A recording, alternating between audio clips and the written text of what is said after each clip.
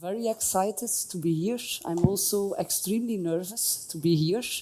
I have a disclaimer to make, so I'm not a developer, I'm not a programmer, I'm not a tester, I'm not a software developer, I'm a humanities person. So my talk will be quite historical and philosophical. And I really hope I'm not going to annoy you too much with that. I'm going to use a very classical humanities format, which is to read a text. My slides are complementary to what I'm going to say. I exercised it a couple of times, so I will speak slowly. So please bear with me, because I need to span a period of about 3 centuries. But I promise you that at the end of the talk, we'll end up to our current days. So please bear with me. So I start. So today I would like to present to you a very short version of a chapter for a forthcoming book titled What is a Computer Program? That is being written by the Programmi Collective. So Programmi is an open collective of people with quite diverse backgrounds, convinced that we need a more profound reflection on the programming field at large, without commitment to any dogmatic perspective, and this under the banner of what we call anti-disciplinarity. Our practice is to challenge one another in an environment in which the aim is not to undermine or oppose, but to question in order to reach new insights about programs. So one of the methodological axes of the book is the proposal to view programs as an open and diverse totality. That is, a program cannot be understood through one perspective only. We say that a program has diverse modalities. These modalities determine the main chapters of the book. So in the sense that programs can be written down in a notation, they are textual, and this is what I'm going to speak about today.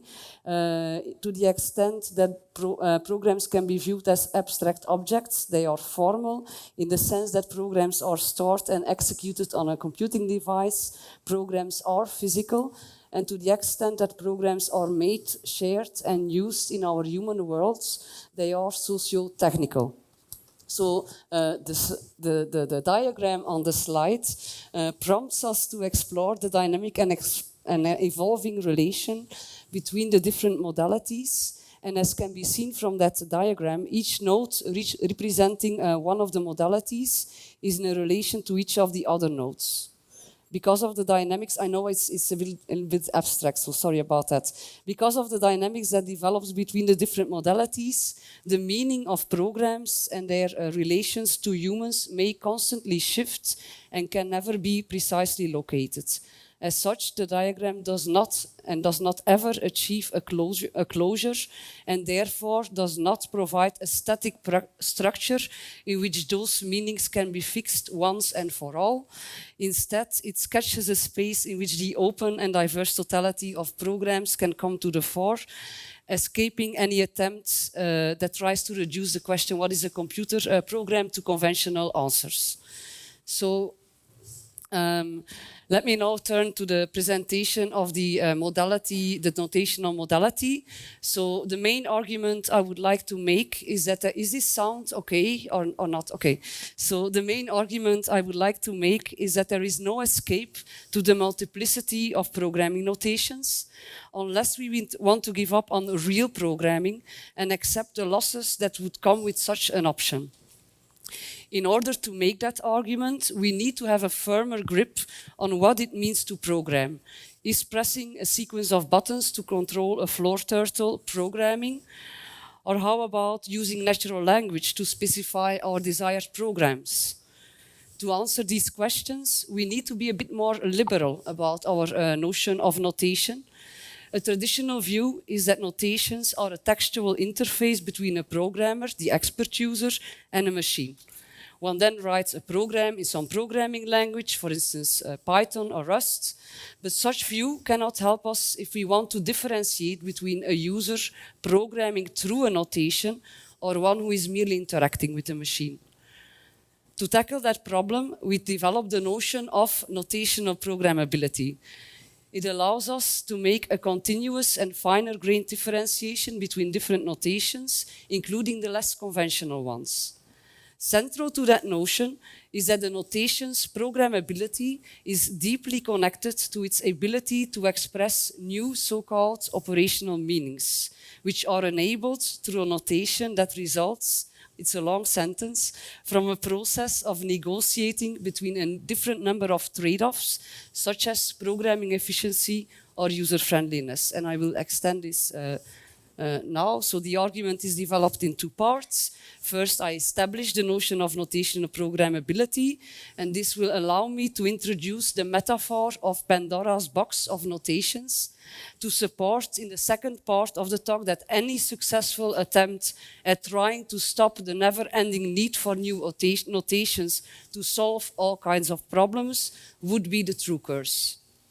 So now I'm about to jump back to the 17th century. So in order to establish the notion of notational programmability, we need first of all a clearer idea of the meaning of operational meaning. But how can we speak of meaning with regards to notations which, from a certain viewpoint, need to be without any meaning? That is, a notation that enables so-called blind computations. Here we need to go back to a passage in the history of mathematics and logic in which the question of meaning went hand in hand with the idea of developing a notation without any meaning. That passage is sometimes viewed as the historical foundation of computer science, and it is by opposing that viewpoint, offering another reading of that passage, that we can recover our notion of operational meaning. The idea of a notation without meaning was fully developed in the early 19th century. In earlier practices, one relied on a notion of meaning that was anchored in properties of numerical quantities. So there is a very simplified example on the slide. If we have 7 minus 3, then the meaning of that term is clearly 4. But the operation 7 minus 3 was considered illegitimate, since its meaning would be an impossible quantity. When we then turn to the algebraic notation to represent those operations, a minus b, it becomes impossible to differentiate between legitimate and illegitimate operations. The scope of the notation seemed to exceed its accepted semantic domain. In the 17th century, despite these problems, so this was actually a bit earlier, the successful practice of a symbolic calculus led to the idea of a blind knowledge, as Leibniz called it. As the ever more complex manipulation of symbols was no longer only grounded in human intuition alone, one could not immediately see or understand the meaning of what was being done. Computation was considered blind in the sense that the correctness of the results was no longer guided and controlled by the meaning and interpretation of the symbols used. To develop a science of operations then, the English algebraists like Babbage or Peacock of the early 19th century proposed a universal symbolic algebra as the language of symbolical reasoning operated, I know this is quite mathematical, sorry, only by laws of combinations on arbitrary symbols, independent of any concrete meanings. This guaranteed the correctness of the deductive process, not the following of the intuitive meaning of each step in a demonstration. The results did not have to depend on their meaning at all, but only on the laws of combination, which were grounded on the laws of thought. But at the same time, they could also be carried out without any reference to meaning, making it possible to mechanize those operations. So the idea of a formal calculus, independent of any external meaning, was then pushed to the extreme in the context of early 20th century mathematical logic in the works of people like Emil Post or Haskell Curry. Roughly speaking, their idea was to find the ultimate formalization of finite symbolic reasoning without any reference to meaning at all. Here, the idea of linking up mechanization with human thinking and its symbolizations reached an ultimate form through what is known as the universal Turing machine. This machine is both a formalization of everything that can be computed, but at the same time also imposes a basic limit on what can be computed. In a sense, it's the ultimate formalization of the blind calculus. If we admit that any computation can be formalized in this manner, one might be tempted to believe that these formalizations are the perfect notation to instruct non-human computers. But this viewpoint can only be a myth. Indeed, if that would be true, why then are we not using the Turing notation to instruct our computers? The answer is that we need to make a basic distinction between programmability and computability. To do that, we need to understand how we can recover meaning from meaningless notations. The fact that meaningless notations enabled mechanized symbol manipulations does not imply that they cannot contribute to the generation of meaning. On the contrary, if suitably chosen, they have the ability to create new meanings as mediators that transfer certain properties from one domain to another in an open-ended network of operational analogies across different semantic domains. The observation that notations are instrumental to establish new meanings was supported by a longer tradition of algebraic practices. To give a highly simplified example, these practices enable to establish a connection between, on the one hand, the series on the top of the slide, which is over the domain of multiplication, and the series 1, 2, 3, 4, 5, etc., by introducing a new notation a to the power of n. By establishing that connection, it is possible to compute also with powers and in generalizing them with functions over integers and with functions as such.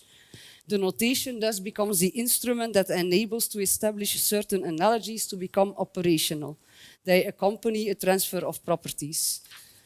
We say that the notation has an ability to express a new operational meaning. It is one way of recovering meaning from meaningless notations. This will become more concrete once I move to the ENIAC. I know it's abstract, but yeah, sorry.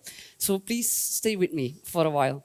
We can then also apply this to Turing's notation for the universal machine, which established an operational analogy between data and operations, allowing to manipulate operations as if they were just numbers.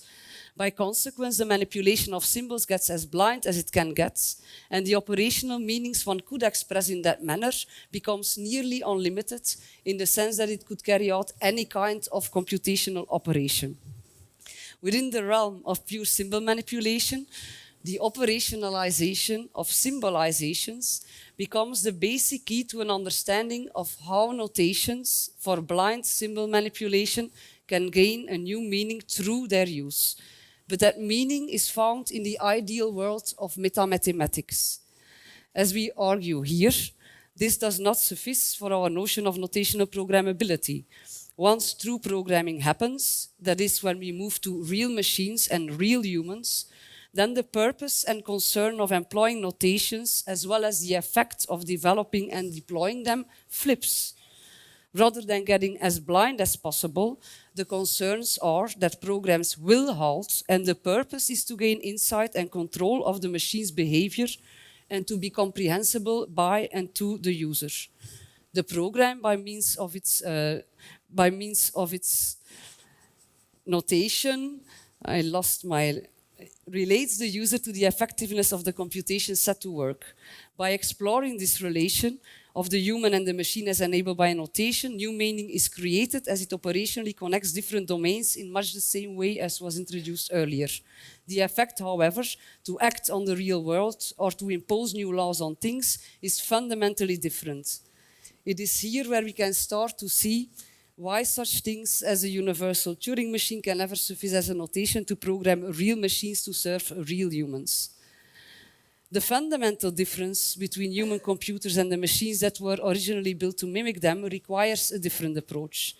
The analogies that need to be made between what is desired at the human end and what is possible at the machine's end requires a negotiation through the creation or use of a programming notation. The new meanings that can be created in that manner can either be reduced to pure machine execution nor to pure thought. They are an effect of the continued interaction between the human and the machine through the notation. So now that you have an abstract idea of our notion of operational meaning, I develop now in more detail our notion of notational programmability by exemplifying it in the context of one of the first computers, the ENIAC. It was around that machine that we locate what we have called the initial surprise of programming and the problems it resulted in. Without going too much into the details, the ENIAC was built in a war context in which the work of human computers and analog machines was not quick enough to keep up with the demands of the military. And it was in that context that Maudsley and Eckert, two engineers, proposed to the army to build a high-speed electronic computer, and the result would be ENIAC. But this fully automated high-speed computation became an unexpected source of errors, namely the failure of the human programmers to accurately anticipate the effects of the instructions given. An early example is given by Douglas Hartree for an ENIAC problem. In not having anticipated that a certain quantity might become negative during computation, the program created an error. On that basis, Hartree concluded that there is a fundamental distinction to be made between human and machine computation. A human computer, following Hartree's computational plan, and I quote, faced with this unforeseen situation, would have exercised intelligence almost automatically and unconsciously. ENIAC, on the other hand, had a purely mechanical understanding of Hartree's instructions and continued to compute blindly and hence erroneously. This initial surprise of programming for Hartree was clearly anchored in the consequences of having to program a high-speed automatic machine. It turned program into a problem in and by itself. The surprise is analyzed here as arising from the interplay of two different meanings latent in a program, that intended by humans and that developed by machines. The gap between these two was to be negotiated by creating new meaning through a notation that could be shared by both and was anchored in making desired analogies operational. This recurring situation motivates our notion of notational programmability. So, ENIAC's original programming interface was controversial, and the machine was even described by its operators as a son of a bitch to program. In electromechanical machines, such as the Harvard Mark I, and you can see a sample program on a punch card on the top of the slide, instructions were coded, expressed in a machine-readable medium. The coded program thus formed a notational interface between human and machine. ENIAC took quite a different approach. Individual instructions corresponding to the basic operations of ENIAC's many different functional modules were set up on switches. The sequencing of operations was defined by physically connecting these switches to a program bus rather than by reading a sequence of instructions. By consequence, ENIAC was a highly parallel machine. ENIAC programmers used various forms of notations to help design programs, but the end result was not a list of instructions, but rather a plugging diagram that showed how ENIAC should be physically set up to run the program. This is a reconstruction I did with a colleague on ENIAC. So the physical process of setting up a program was laborious, as you can probably imagine, and time-consuming, implying a fundamental incompatibility between the time it took to set up a program compared to the high speed of the computation itself. The ENIAC team fully recognized this problem and had been thinking about a successor machine in which this programming problem would be solved by storing instructions in a fast memory from which they could be extracted and decoded at a rate compatible with the machine's electronic speeds. The canonical representation of these ideas was given in the ADVAC design and became a basic feature of many later architectures. The first time instructions were made available at electronic speeds was in early 1948, when an ADVAC-style instruction code, known as the converter code, was provided for ENIAC. We view this episode as an extended and sometimes controversial negotiation in which one of ENIAC's basic attributes, its parallelism and extremely fast speed at that time, was compromised in favor of providing the machine with a notational interface and the gains that came with that. The new approach enabled novel programming techniques, such as the closed subroutine. That is, a subroutine that can be accessed from different points in the main program. A triviality today, but not one at that time. Moreover, the trade-off in favor of the converter code made the process of programming and using ENIAC as a whole more economical. The ENIAC conversion and the trade-offs that came with it showcase the significance and consequences of notational programmability. The choice for a particular notation always comes with a negotiated trade-off between a different number of factors. These imply that the programmability of a particular notation is always contextual. The gains one might have by the decision to use a certain notation always need to be carefully weighed against what might be lost. This need to contextualize is clear from the ENIAC conversion itself. As well as compromising ENIAC speed, the switch to a notational interface for programming restricted its computational flexibility to some users of the machine. In its first life, ENIAC's parallelism was exploited for number theoretical computations by Derek Lamer. From his perspective, the conversion was not an improvement, but spoiled the ENIAC, and in particular its parallelism. To put it differently, from the number theoretic perspective of Lamer, there is no new meaning to be found in the serialization of instructions. It was a loss. The initial surprise of programming was strongly grounded in problems resulting from a combination of full automation with high-speed computation. It led pioneers like von Neumann and Hartree to the conclusion that programming required a panoptic foresight in which everything must be foreseen. This not only required high planning, but also an appropriate approach to programming itself. A key realization was that programming was not, and this is the quote by von Neumann, was not a static process of translation, but of providing a dynamic background for the automatic evolution of a meaning. The reason for this is that the initial sequence of instructions in the machine code does not represent the actual order of actions upon execution, nor the actual instructions used, since these might change as the computation develops. In other words, it is because there is no one-to-one correspondence between the sequence of instructions and the actually executed sequence of actions that the relation between what we want the machine to do and what it actually does becomes a dynamical one. It is here then that we situate the original problem of expressing operational meanings in our context. The fact that the notated program on the one hand expresses that which is intended by the human user, and on the other needs to be such that it also provides a required dynamic background for the machine to develop its meaning, implies that the notation must carry with it meanings that can be expressed, developed and understood by both in their own interpretational systems. Applying this to the case of the ENIAC order code, it becomes clear that this notation, while a good match to the machine's internal system, was not the most suitable for direct use by most human coders. While it enabled new operational meanings around machines like ENIAC, such as the closed subroutine, it was not very meaningful from the human perspective, and so, and I quote, laid on coders an exceedingly heavy burden of extensive and complex efforts towards understanding, assessing, and reformulating in machine terms a problem that was presented in conventional terms. In response, two notational techniques appeared in the 40s. The first is the flow diagram approach, which I cannot discuss here. The second one is the approach that was developed around the EDSAC machine, an early British machine developed by Maurice Wilkes and his team. The approach there was to create a new notational level that was a step further away from pure machine code to a notation that was more amenable to human use. I exemplify this here with one technique from EDSAC, the so-called interpretative subroutine.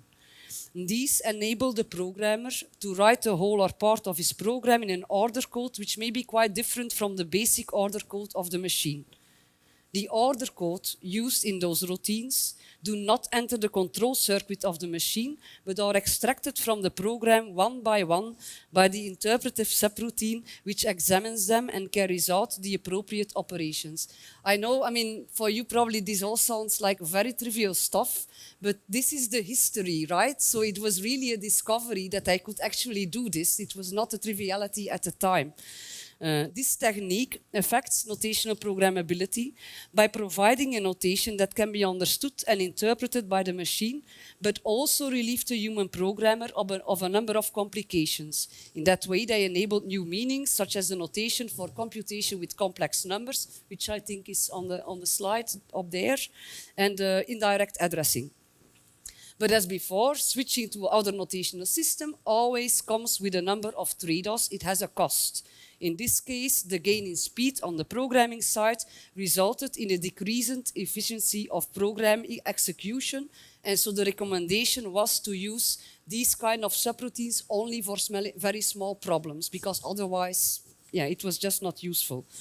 These kind of trade-offs between what might be better for different human users and what can be achieved using a particular machine are a recurring phenomenon in the history of programming notations.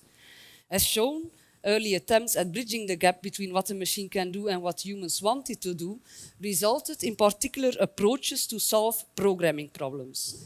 This did not resolve the surprise of programming, however. Many pioneers soon recognized the problems that particular notations had to address. We argue here that this surprise and the challenges it resulted in never stopped but continued and evolved over time. This development is driven by local changes in notational programmability to develop, modify, or use notations as the result of a negotiated trade-off between a number of different factors and the consequent potential to express new meanings and possibly to restrict others. These are always contextual, and the gains that the use of a notation brings are never absolute. The different factors at play in such trade-offs, as exemplified with the ENIAC case and EDSA case, can be systematized through a number of core dimensions which together feed into notational programmability. And I'm getting to the second part now, so please. So first of all, the user dimension. Different users with different backgrounds, needs, and preferences have different uses in mind when using a notation.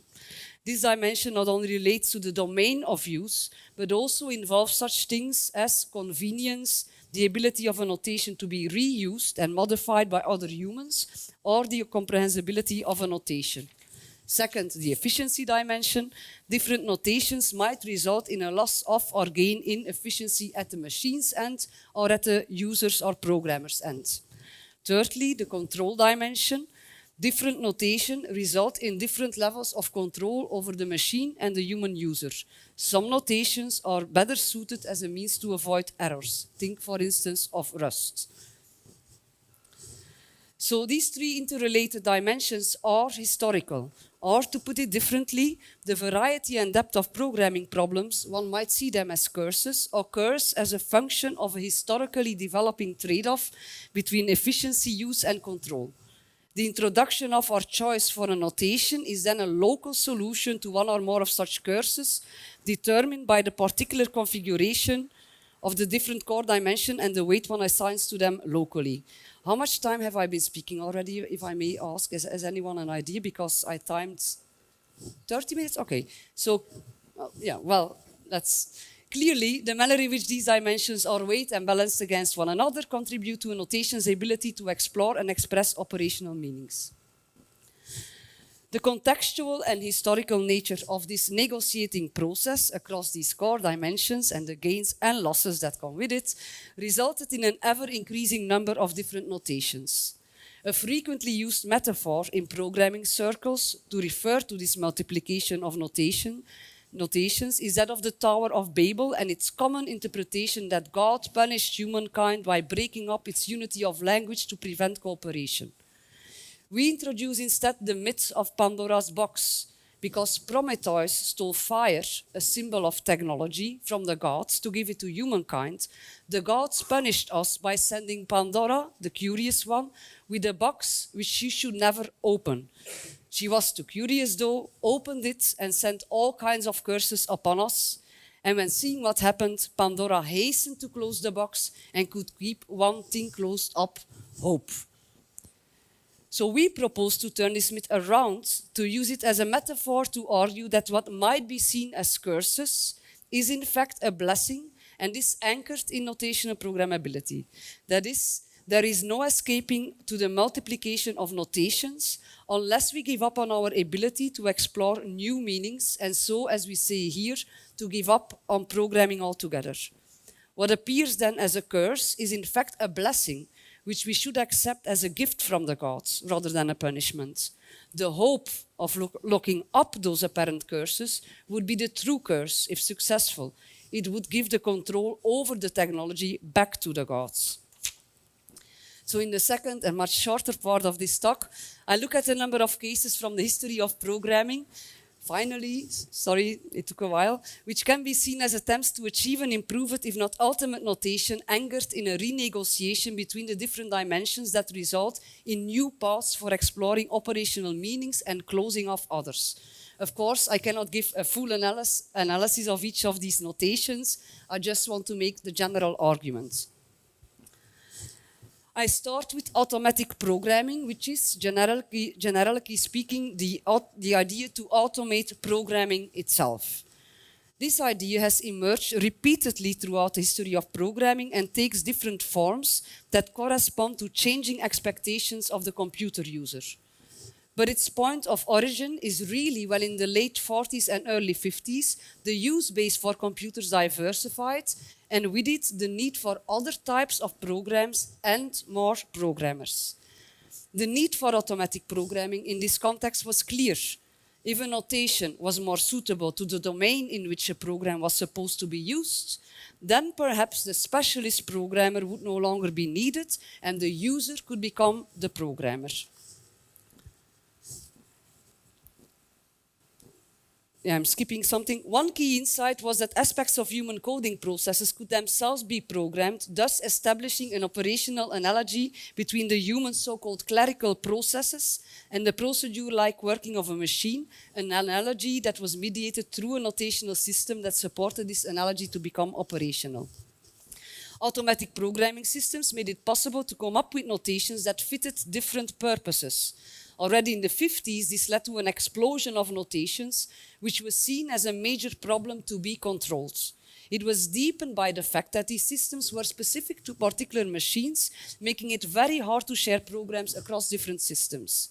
The idea of a machine-independent and universal notation then became a major hope for closing Pandora's box of notations.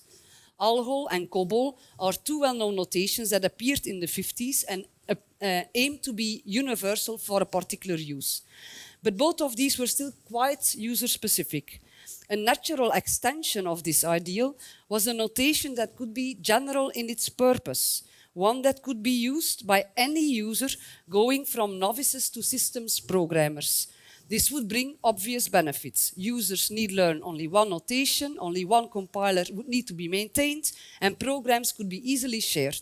Furthermore, a perfectly universal notation would stop the concerning proliferation of notations. A classic example of such an ultimate notation is IBM's PL1, which was intended to melt and displace Fortran and COBOL. But its ambition would prove too big, if not unrealistic. The fact that it was also supposed to be approachable by novice users led to a syntax that was deliberately kept loose, and this led to a remarkably complicated notation. It was one of the reasons why it never arrived in the academic community. While it might increase IBM's control over the market, it was detrimental to another aspect of the control dimension. Writing error-free programs in PL1 turned out to be a huge challenge and one of the reasons why it was famously called a fatal disease by Dijkstra. Moreover, there was an assumption that people would continue to build and use so-called mainframe computers. IBM was not prepared for the microcomputer. But this is just one highly simplified example. It was introduced here as an illustration of a more structural observation. The user, efficiency, and control dimensions cannot be frozen in time nor space. The dream of an ultimate notation is always one that is historical and so anchored in current hardware's current needs, current competencies, and current markets. Hence, while possibly ideal for that very particular context, it must fail hugely unless we freeze history itself. It is a failure that we should celebrate. If we would stick to just one notation, we would remain restricted to the operational meanings that can be expressed in that one notation. We would essentially limit and restrict our own thinking. But what if we instead had a notation that can be adapted to become an ideal notation for each particular context? This became a possibility in the context of what we call self-programmable notations. The original idea of automatic programming was to have a notation that is closer to the human programmer, but still close enough to the machine operationally wise. Lisp and Smalltalk are two prominent notations that make a further abstraction step to have the notation appear independent of the actual machine. It is then no coincidence that both of these were anchored, and this is less well known, I think, for the case of Lisp, in the idea of personalizing the computer so that any user would have their own meta-medium to work with and do whatever they wanted to do. Lisp, which I cannot discuss here, was still very much focused on users as programmers. This was very different in the context of Smalltalk, which was anchored in the vision of Alan Kay and Adele Goldberg of the computer as a metamedium, a medium that can be all other media. Their ideal was a system that would work not just for so-called user programmers, but for any user, including and most notably children. It was in fact at this point that I went against the idea of time-sharing systems of the time and for which Lisp had been key, and I quote, "The kids are used to finger paints, watercolors, color television, real musical instruments and records. If the medium is the message, then the message of low bandwidth time-sharing is blah." Unquote. Personal computers for millions of potential users of all ages, and I quote again, meant that the user interface would have to become a learning environment. The complexity of the system would need to be reduced, and end-user literacy would require that data and control structures be done away with in favor of a more biological scheme of protected universal cells, this is a quote, interacting only through messages that could mimic any desired behavior. The computer became a means to liberate oneself as a human, a view that contrasts deeply with the vision of the computer as a means to control and automate society. A crucial idea that enabled such liberation was to equip the computer with a self-adaptable notation that could be used for a variety of computer tasks, including, and this is core, unanticipated ones. This then had the potential of eliminating the strict distinction between a user and a programmer. At the simplest level, one could simply play around with buttons or icons, but it was always possible to move up first to programming with a specific microworld like Turtographics, and later to the full power of Smalltalk. In its ambition to serve every possible user, Smalltalk opened up the possibility of another kind of notation, which we call concrete notations. Such notations aim for a notation that resembles particular human worlds, restricting the domain of operation to what is already familiar. For a child, it can be a turtle or a sprite moving around. For an electrical engineer, it might be predefined circuits components that can be combined and parameterized. And indeed, based on Smalltalk, a number of such environments was developed.